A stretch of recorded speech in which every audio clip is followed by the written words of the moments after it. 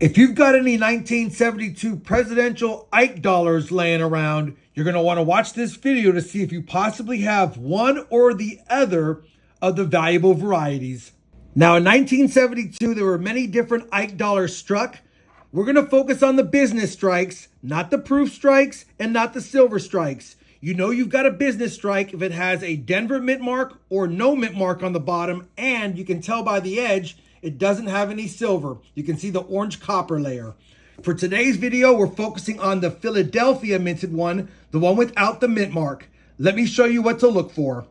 On the 1972 Ike dollar, you're going to want to look at the reverse. That's this side with the eagle and the globe of the world.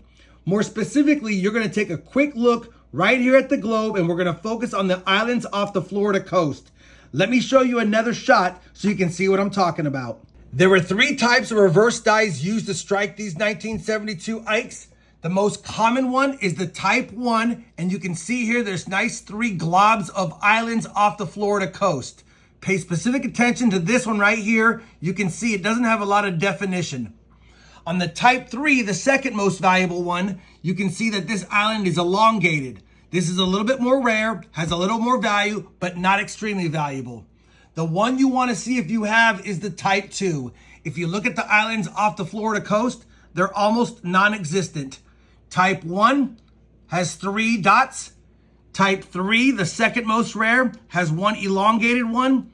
And the most rare one is the type 2, where you can't even discern any of the islands whatsoever. That's the one you want to look for. If you turned around your 1972 Ike and looked at that Florida coast and noticed that you have the type 2, you're going to want to get that authenticated, because take a look at this.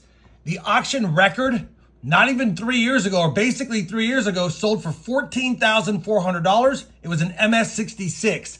But even if you get an uncirculated example and say an MS-63, those are selling for about 75 bucks a piece. And if you can get even a higher grade, they go for thousands. So make sure you're not looking at your 72 D-Ikes. You're taking a look at your 72 Ps and flipping around and checking that globe to see what kind of definition you have on those islands off the Florida coast.